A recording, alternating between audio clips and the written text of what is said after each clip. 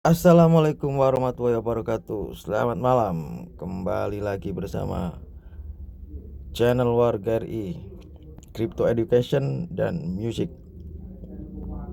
Ini saya mau bahas yang satu hal penting yang terlewatkan dari analisa Bitcoin.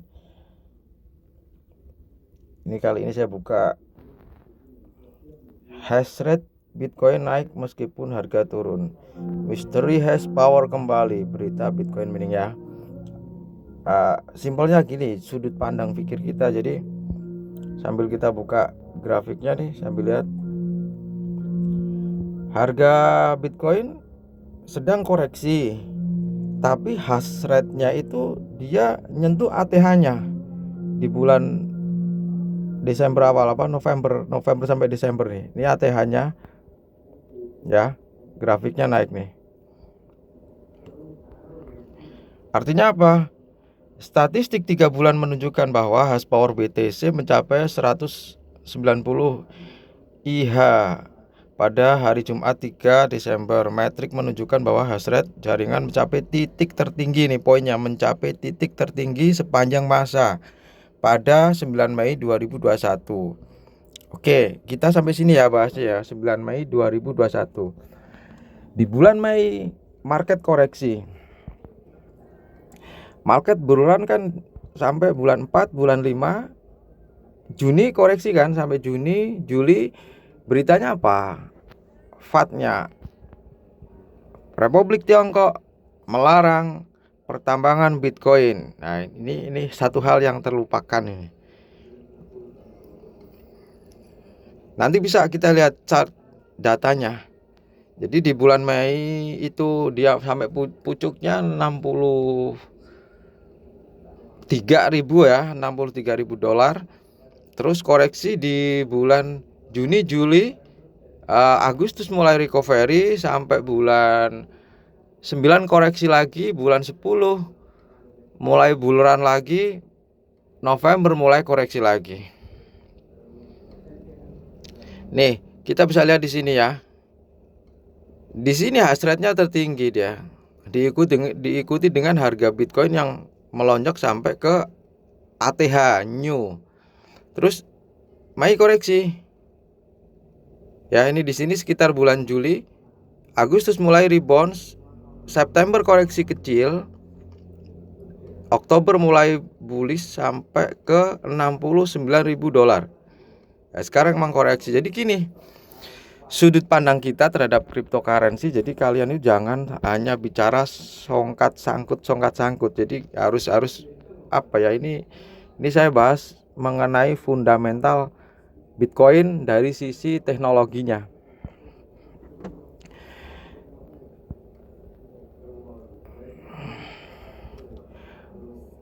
Perubahan hari itu membuat kesulitan penambang pertama BTC menurun sejak 17 Juli.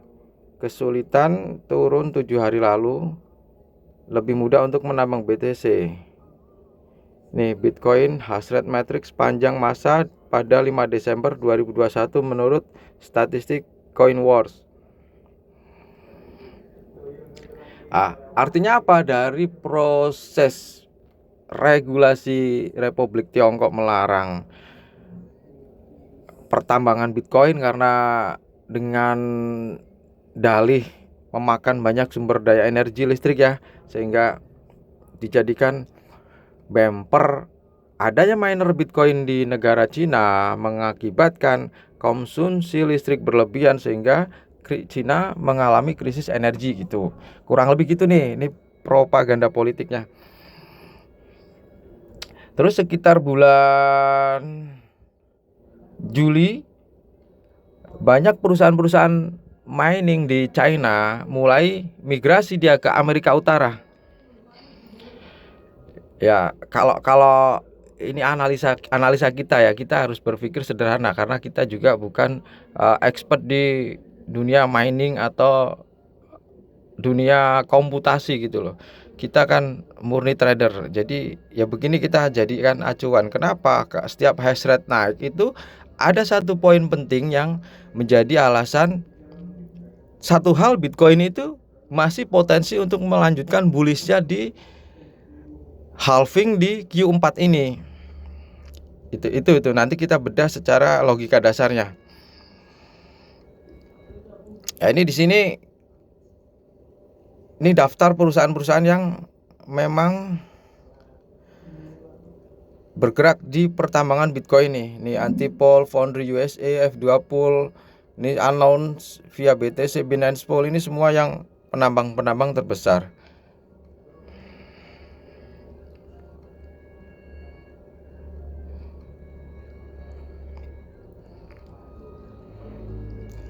Oke, kita buka lagi. Ini buka di Glassnode nih.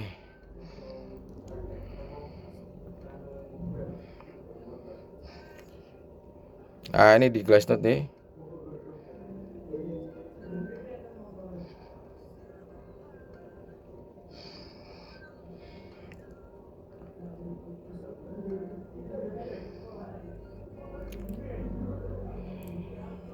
Ini yang garis oranye ini main hash rate, yang hitam ini price USD-nya.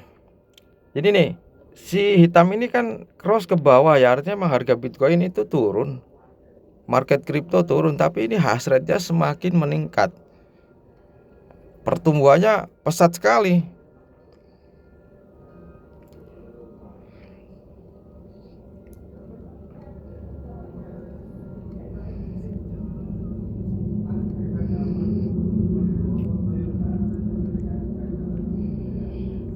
Jadi gini, cara gampangnya kita mikir gini, guys.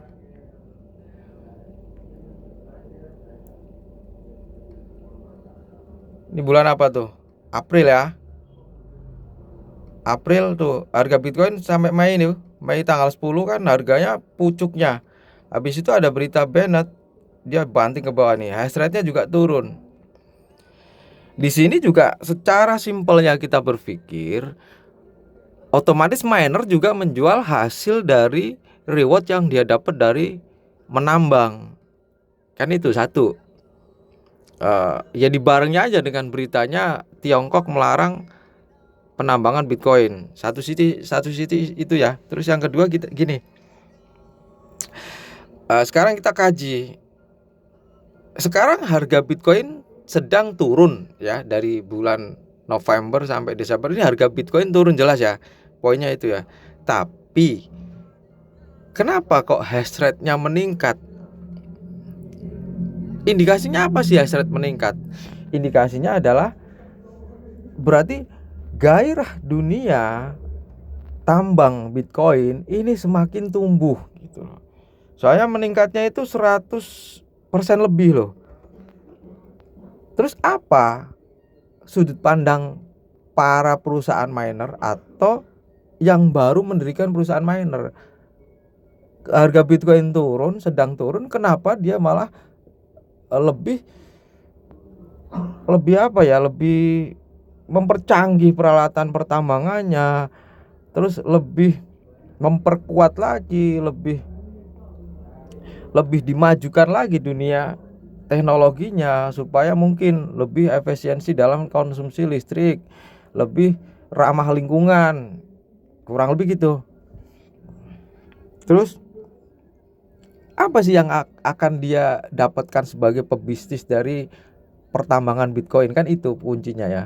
Kalau kita menjalankan bisnis kan berarti ada value yang harus kita capai. Kok berani gitu loh, maksudnya harga Bitcoin turun kok malah dunia pertambangan maju gitu. Karena gini guys, kalau hash rate Bitcoin itu meningkat, ini terkait dengan apa? Terkait dengan kekuatan jaringan blockchain itu sendiri. Satu itu poinnya.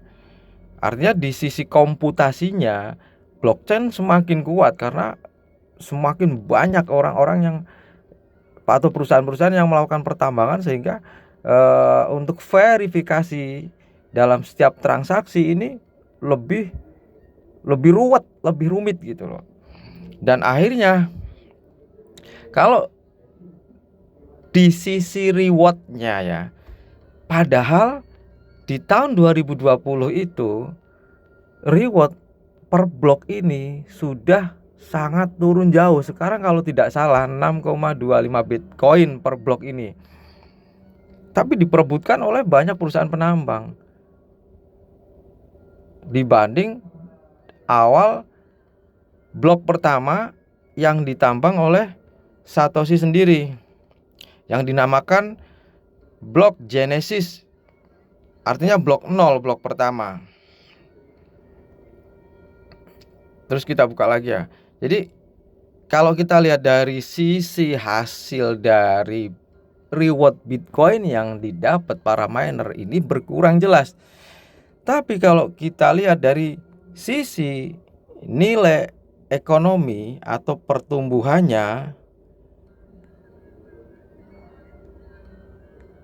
harga Bitcoin maka akan terus meningkat. Nah, ini di sini ada nih. Ini 2009, 2012, 2016, 2020. Ini ingat, ini per halving namanya. 2009 Satoshi Nakamoto mulai menambang blok pertama, jumlahnya 50 Bitcoin per blok rewardnya. Terus ini nggak ada harganya di sini nih. 2009 belum ada harganya. 2012 ini 25 Bitcoin per blok. 2016 dibelah dua lagi, 12,5 per blok. Sekarang 2020 dibelah dua lagi. Jadi gini, ini penting banget nih bagi kita yang trader kripto. Kita harus tahu siklusnya ya. Artinya jangan menjadikan kripto itu menganggap bisnis tren gitu loh.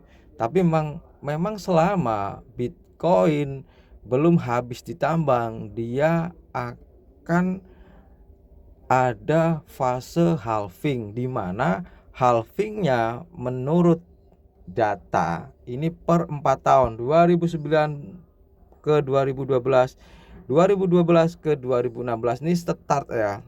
2009 mulai start awal, 2012 mulai ada harganya, karena 2012, 2013 Bitcoin mulai diperdagangkan di Bitstamp. Terus 2016 nih mulai nih Indonesia anget mulai kenal, saya pun juga mulai masuk 2016. Ini 2020 nih fase mungkin yang baru-baru kenal kripto ya di sini. Nih, Bitcoin mata uang kripto pertama di dunia memiliki satu fitur penting yang telah diprogram sebelumnya. Hadiah yang diterima penambang karena memasukkan transaksi di dalam blok tidak permanen. Setelah setiap 210.000 blok ditambang, hadiah blok dibagi dua. Peristiwa ini terjadi sekitar sekali setiap 4 tahun dan disebut halving. Nah, ini berkaitan dengan apa ya, gairahnya market kripto gitu loh. Jadi gini nih, kita balik lagi, kalau 2009 ini kita nggak masuk, ini bukan, ibaratnya orang yang masuk di sini adalah kolonial di cryptocurrency. Ini saya masuk di sini, saya pribadi masuk di 2016. 2016 kita masuk, 2017 dapat rezeki, 2018, 2019 market crypto winter hancur. Ini saatnya mulai investasi, mulai kita cicil-cicil, beli. 2020, 2021 udah panen. Nah, sekarang 2020 ini nanti puncaknya misalkan 2022, saat dia pucuknya entah di 80.000 atau 100.000, ya udah siap-siap mulai close dari market yang sifatnya kita investasi long dengan dana yang banyak gitu loh. Jadi kita trading aja, ngikutin siklusnya. Nanti kalau dia crypto winter maka akan balik harga lagi, entah 20.000, entah 25.000 dolar gitu loh. Ya kita masih berharap ini masih ada puncak halvingnya ya. Satu alasan pertama adalah hash rate-nya meningkat saat ini. Artinya belum selesai, masih ada satu kali bull run lagi, satu kali loncatan lagi harga Bitcoin yang kita harapkan semuanya altcoin pun menjadi all time high ya. Baru kita bisa hasil panen, baru istirahat. Istirahat bukannya kita mundur, tapi ya tunggu bottom-bottomnya kita tabung-tabung lagi, supaya nanti di 2024 ini kita bisa dapat kejayaan di dunia kripto gitu loh. Jadi tolong jangan buru-buru, apalagi yang baru kenal kripto, mau pengen kayak cepet, pengen untuk cepet, nggak bisa men, serius nggak bisa. Saya aja 2016 udah mati-matian habis uang banyak, 2017 mulai dapat hasil. Itu 2017 dapat hasil, juga ada beberapa hasil saya yang kena scam di 2018 di koin-koin baru, koin-koin yang nggak jelas yang pada akhirnya scam gitu loh. Makanya sekarang 2018 itu saya memutuskan menjadi trader mutlak. Saya tidak pernah airdrop, referral atau apapun itu. Saya fokus di dunia trader. Gitu. Oke, kita kaji lagi.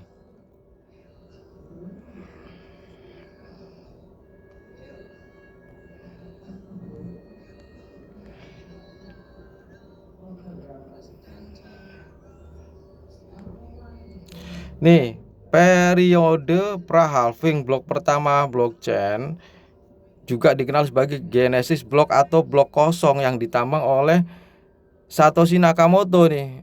3 Januari 2009 itu pertama kalinya Bitcoin ditambang oleh Satoshi sendiri yang menjadi penciptanya Bitcoin. Pencipta Bitcoin menetapkan hadiah blok awal sebesar 50 Bitcoin karena Bitcoin tidak memiliki nilai moneter pada saat itu. Tidak ada insentif nyata untuk berpartisipasi dalam penambangan. Artinya memang 2009 kalau kita aja hidup di zaman itu dikasih 500 Bitcoin, pertanyaannya belum tentu kita mau menerima dan merawatnya atau menyimpannya. Karena saat itu tidak ada nilai ya. Baru di 2011 harga Bitcoin itu mencapai 1 US dollar.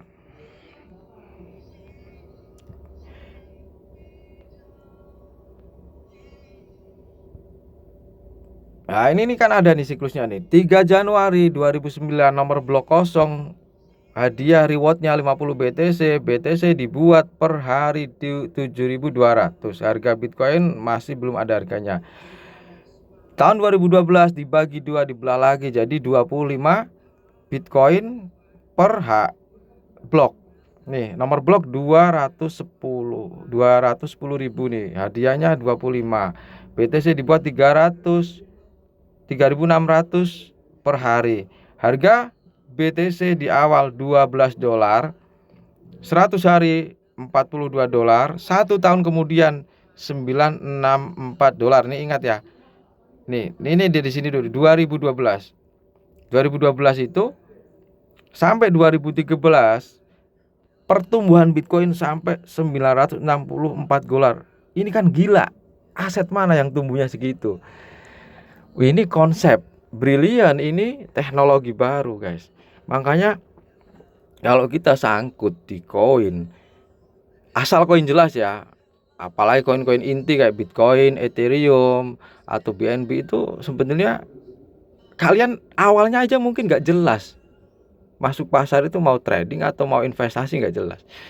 Tapi misalkan itu sudah terjadi, ya sabar aja.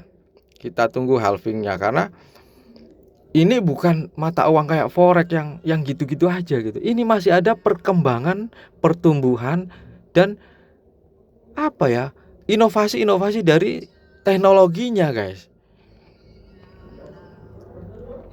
Ini kan sejarah atau data nih 2016 saja hadiah bloknya itu semakin turun, Bitcoin dicetak juga semakin tipis. Artinya apa? Supply semakin berkurang, demand semakin tinggi, harga terus akan naik. Itu hukum ekonomi, supply and demand. 1 tahun kemudian 2.550 dolar. Ya sekarang kita melek. Apalagi yang baru kenal kripto, yang baru masuk, belum pernah jaya di kripto, kita melek guys. Kita cicil-cicil, kita incer-incer aset-aset mana yang bakal tumbuh gitu loh. Itu yang bikin kita kaya. Kita belajar begini, yang bikin kita sukses, kita bikin ya punya kemandirian ekonomi ya belajar di sini. Jangan trading sangkut stres, trading sangkut kena mental, apalagi spot. Slow aja. Kalau memang sangkut sudah habis modal ya sabar, perbaiki lagi cara tradingnya. Jangan sampai all in, sisakan save money untuk menjaga hal-hal yang tidak diinginkan, impact market. Contoh, market sekarang karena kemarin ternyata tiba-tiba ada di mana semua orang itu berpikir Desember bullish, ternyata kebanting. Satu, ada apa? Omicron virus, ya, varian baru dari Afrika yang membuat investor takut. Yang kedua, inflasi Amerika yang membuat kebijakan moneter di Amerika, Federal Reserve mulai memikirkan menaikkan suku bunga dolarnya. Gimana? Rumusnya simpel. Jika suku bunga dolar dinaikkan, maka investor institusi atau investor retail akan lebih suka menyimpan dolar daripada menyimpan aset lainnya. Tapi itu sementara. Jadi kalian tuh Bitcoin itu dari Oktober dari berangkat $39.000 ke $69.000 dalam waktu 1 bulan lebih, sekarang turun ke 42.000. Itu kalian stres, itu gila kalian. Serius. Naiknya 1 bulan lebih baru turun seminggu, turunnya juga sekian persen, itu gila. Kenapa kemarin? Kenapa kemarin juga nggak ngambil profit? Kenapa kemarin juga hawa nafsunya tinggi, tradingnya all in, berharap langsung ke 100.000, 150.000. Nonsense guys, ada prosesnya. Dan sekarang ini fasenya ada hash rate yang meningkat, ini harapan besar untuk Bitcoin kembali melanjutkan tren bullishnya. Satu itu. Yang kedua, harapan lagi apa? ETF spot yang sedang ditolak oleh SEC. Jika ETF spot itu diterima, saya yakin pasti diterima. Itu maka akan ada demand baru, investor-investor retail itu akan membeli Bitcoin lewat ETF spot. Investor retail bukan kayak kita guys, kita ini ya teri, uang kita berapa untuk trading gitu. Tapi investor retail itu jutaan dolar, dia belanja Bitcoin lewat ETF spot, itu yang kita harapkan. Jadi demand adopsi Bitcoin, adopsi kripto itu semakin tumbuh. Jadi tenang, ini dunia baru, ini perkembangan baru, ini teknologi baru. Kalau kita sangkut di saham, di forex, bisa lama. Tapi kalau disangkut begini, Bitcoin untuk kembali ke 70.000, 80.000 itu gampang. Tinggal tunggu waktu demand-demandnya ini. Kalau yang stres berarti tidak pernah melihat fundamental Bitcoin sendiri, baik dari sisi teknologinya, baik dari sisi demand-nya, adopsinya. Dan ini fundamentalnya Bitcoin beda dengan fundamental koin lainnya. Ini catat tuh ya. Kenapa saya bilang beda? Karena para miner, para perusahaan tambang Bitcoin ini secara otomatis menjadi fundamental Bitcoin dari sisi teknologinya, karena hash rate-nya naik tinggi, gelora gairah miner tinggi, berarti keamanan jaringan blockchain akan semakin kuat. Itu yang membuat investor percaya. Dan mereka yang nyuruh siapa kok mau-maunya ikut nambang? Karena ada value yang akan didapat. Jadi kalau sekarang hash rate meningkat, nih poin-poin terakhir ya, hash rate meningkat, orang perusahaan getol banget nih mempercanggih peralatannya untuk menambang, pastikan dia punya harapan atau percaya dan yakin Bitcoin masih akan terus naik harganya. Dan ingat, kejadian di bulan sebelum-sebelumnya, tatkala memang harga sudah naik tinggi, mereka juga pasti akan menjual. Itu adanya ekosistem turun naiknya sebuah harga Bitcoin atau kripto. Kalau mereka nggak jual, gimana bayar listriknya, maintenance-nya alat, gimana bayar karyawannya, sewa tanahnya, dan lain-lain. Itu logik guys, cara pikirnya harus logik. Jadi jangan halu yang nggak jelas ya. Oke, sementara itu, ini sorry agak kenceng saya ini. Terus kita lihat dari chart ya. Kita buka dari sisi chart nih.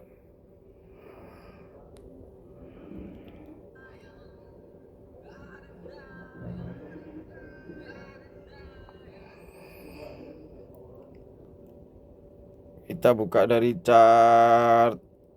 Oh, di jaringan guys, sorry guys.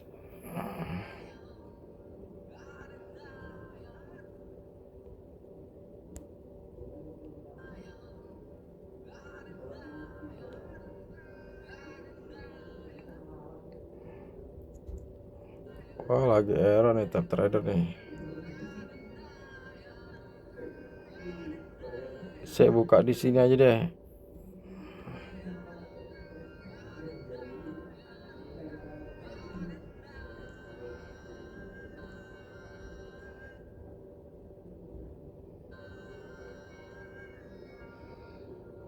Buka di Binance coba.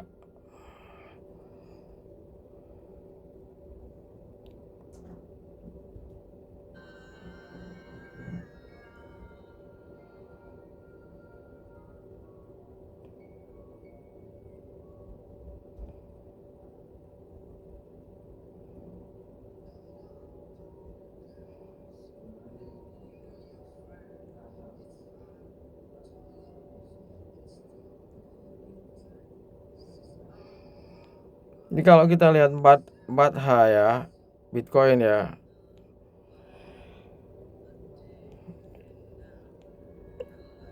H 1D ini udah mulai bagus, 1W juga. Cuman kan memang sedang nunggu apa sih yang ditunggu? Yang ditunggu kan hasil taperingnya dari The Fed.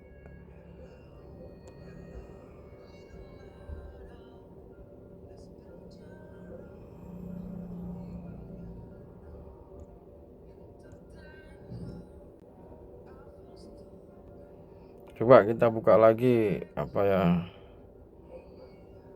Udah bisa belum nih? Ah, ini bisa nih.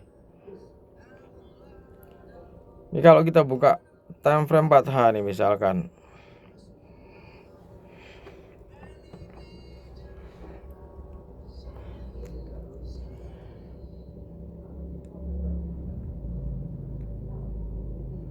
Satu H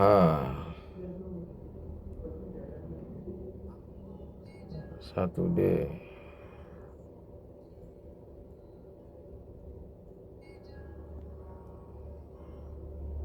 Nih kalau kita buka ini nih week ini bisa ada potensi memang di retest dengan full candle. Apa harus ke sini dulu nih support ini baru di rebound. Aduh, sorry. Ini kan masih ganggu nih week ini guys. Jadi bisa juga begitu nanti kejadiannya. Ini kalau dilihat dari sisi chartnya, ini di sini memang investor masih nunggu nih. Nunggu apa sih ini ya? Nunggu keputusan hasil tapering itu. Nih kita buka coba, gampang bukanya. Klik aja nih di Google. Bursa tapering, menunggu tapering.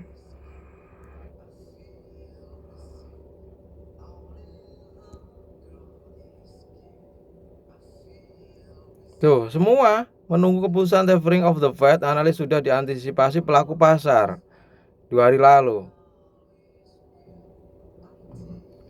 Banyak pasti beritanya tuh.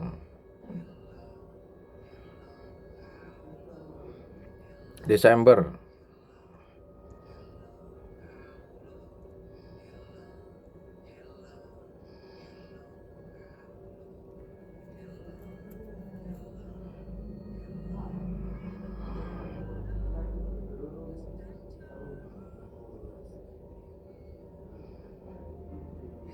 Tuh, kalian bisa buka sendiri lah ya. Jadi dampaknya bukan kripto aja, semua bursa itu menunggu nih di IDX ya, bursa saham di Indonesia nih. Menunggu keputusan tapering of the Fed, analis sudah diantisipasi pelaku pasar. Tuh, analis menyebut pelaku pasar sudah melakukan antisipasi dalam rangka mengantisipasi kebijakan moneter termasuk tapering of the Fed.